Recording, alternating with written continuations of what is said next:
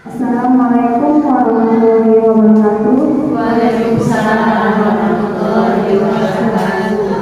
Yang saya hormati Ibu Kepala Sekolah SD Negeri 0593 Bangkalan, dan yang saya hormati Ibu-Ibu Dewan Guru SD Negeri 0593 Bangkalan. Saya ucapkan banyak terima kasih pada ibu-ibu yang telah berkenan hadir dalam kegiatan diseminasi menyebarkan pemahaman dan penerapan pengalaman budaya positif di sekolah yang sebagai kebutuhan tugas saya sebagai calon guru penggerak angkatan 9 yang ada pada modul 1-4. Bersama saya Desi Miranda, calon guru penggerak angkatan 9 dari SD Negeri 0593 Bangkalan.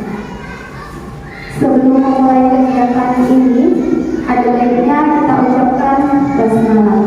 Bismillahirrahmanirrahim. Masih semangat kan ibu-ibu? Masih. Semangat dong ya, masih baru mulai. Nah, di sini saya akan memaparkan atau menjelaskan sedikit pengetahuan saya tentang budaya positif. Sebelumnya, saya ingin bertanya dulu kepada ibu-ibu, apa sih yang terbesit dalam pikiran ibu semua ketika mendengar budaya positif? Ada yang bisa menyampaikan pendapatnya? Bu Isla ya.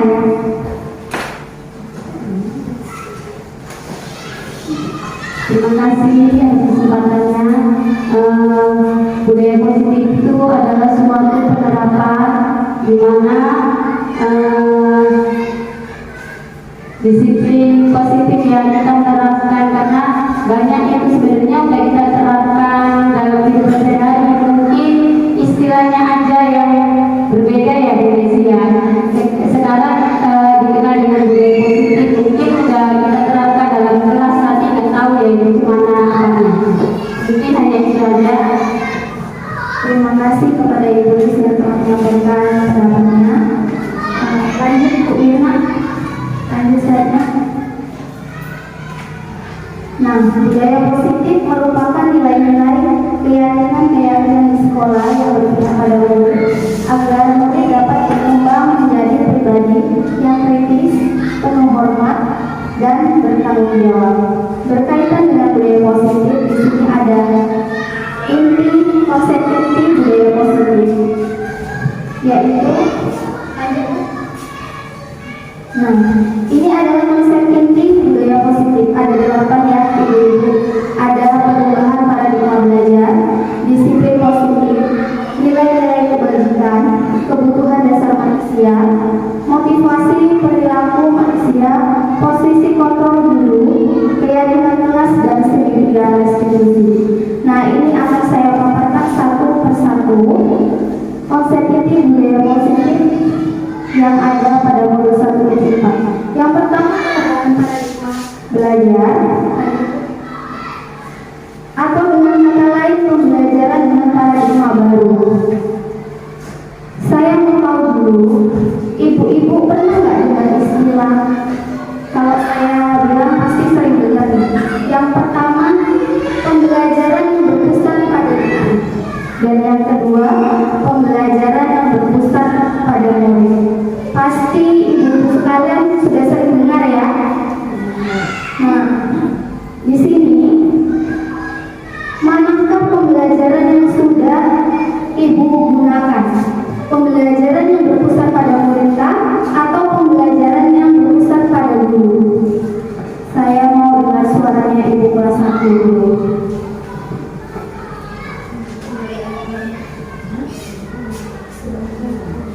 Ya, terima kasih Bu Desi. Di kelas 1 saya sudah menjelaskan pembelajaran berpusat pada murid. Oke, bagus ya. Kita beri aplaus dulu untuk ibu kelas 1. Saya katakan ya, SD 93 Bangkalan sudah menerapkan pembelajaran yang berpusat pada murid. Memang ibu-ibu semua idealnya pada saat ini kita memang harus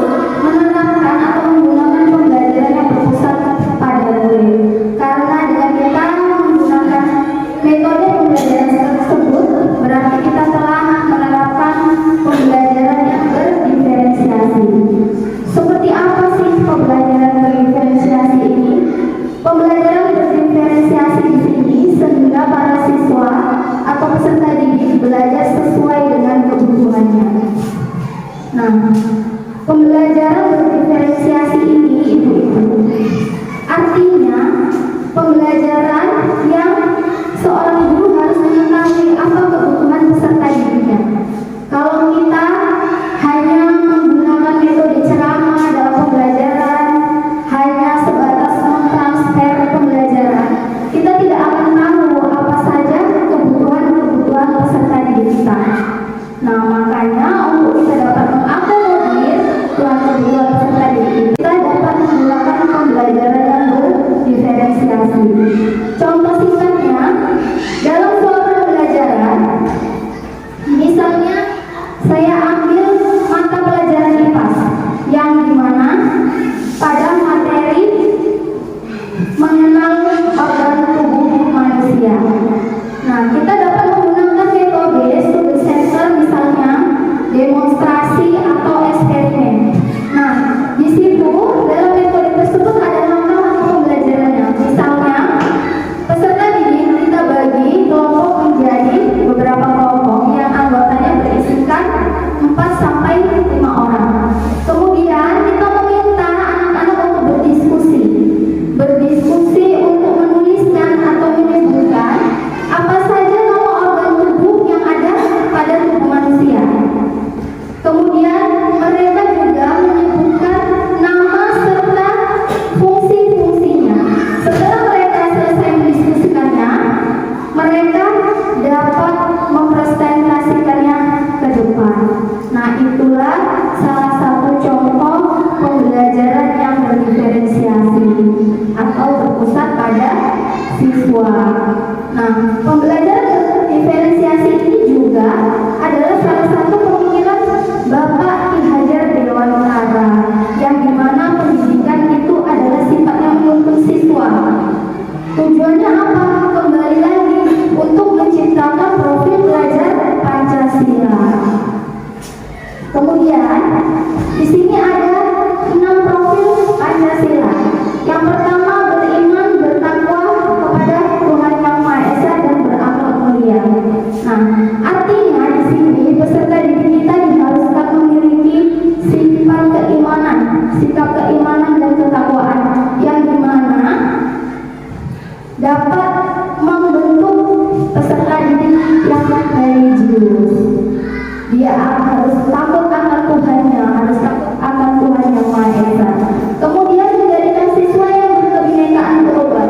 Di sini kaitannya lagi-lagi dengan kebudayaan yang ada di Indonesia. Banyak ya Bapak Ibu kebudayaan kita yang ada di Indonesia. Dan kemudian bergotong royong. Bergotong royong bukan saja kita itu membersihkan lingkungan sekolah. Di profil pelajar Pancasila ini, bergotong royong artinya bekerja sama, berkolaborasi antar siswa, antara guru dengan siswa, serta antara guru dengan guru dapat berkolaborasi supaya dapat menciptakan peserta didik yang berprestasi dan berkarakter sesuai dengan profil pelajar Pancasila. Kemudian ada kreatif. Kreatif di sini diharapkan anak didik atau peserta didik kita memiliki pemikiran yang kreatif, yang aktif, yang cerdas, sesuai dengan keinginan Bapak Filosofi Ki Hajar Dewantara. Kemudian ada bernalar kritis dan mandiri. Nah, Bapak Ibu, itulah 6 profil pelajar Pancasila yang diharapkan dapat terbentuk di sekolah kepada peserta didik kita. Bukan hanya di sekolah kita atau peserta didik saja. Di sekolah luar, peserta didik luar juga diharapkan dapat terbentuk profil pelajar Pancasila. Lanjut, Bu Mirna. Nah, berkaitan dengan teori kontrol, mengubah paradigma stimulus respon ke pendekatan teori kontrol, yang dimana kita sebagai guru harus merubah paradigma stimulus respon ke pendekatan teori kontrol. Sebagai contohnya, stimulus respon mengatakan bahwa kualitas kebutuhan kita sama, namun nyatanya teori kontrol mengatakan realitas kebutuhan kita berbeda.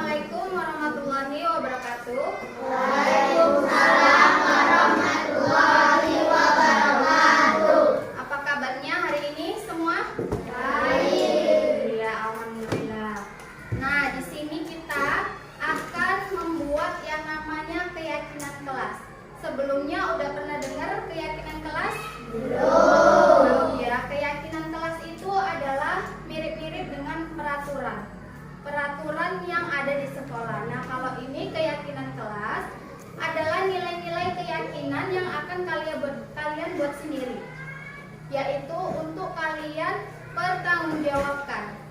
Nah, keyakinan kelas itu contohnya bisa berupa saling menghargai teman, contohnya disiplin, hadir tepat waktu, dan kata-kata yang dipakai untuk keyakinan kelas itu harus kata yang positif, tidak boleh dengan menggunakan kata yang negatif.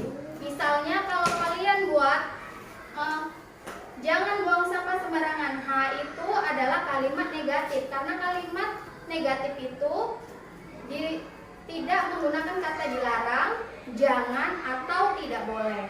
Nah, yang boleh digunakan itu adalah misalnya saling menghargai teman, buang sampah pada tempatnya. Nah, nanti kalian akan tulis keyakinan kelas menurut kalian masing-masing di kertas ini, kemudian ditempel di depan. Kemudian ibu akan pilih keyakinan kalian. Nah, kalau ada yang sama kita pakai satu saja. Sampai di sini ngerti? Paham?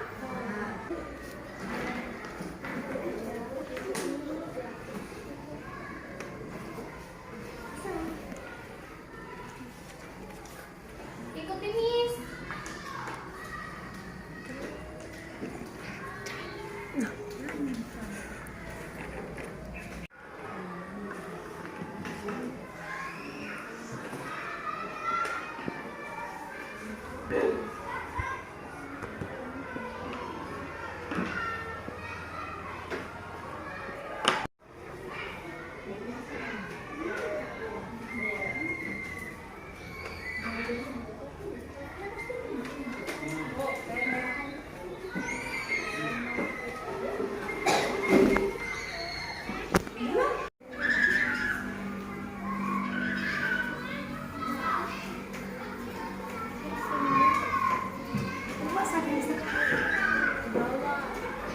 Bawahnya kalau nggak cukup.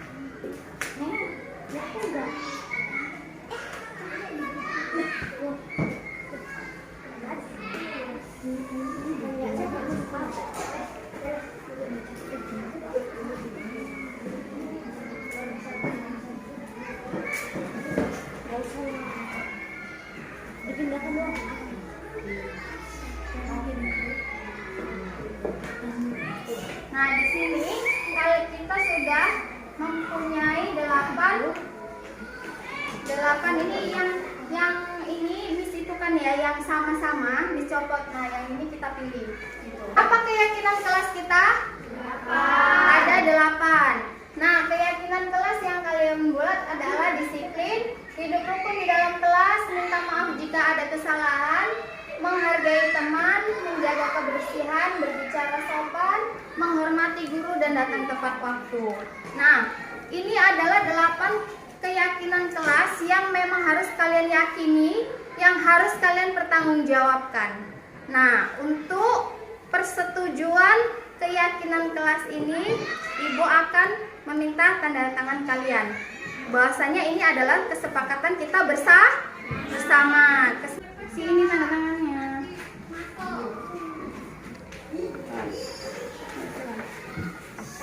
jangan 3 kali gitu.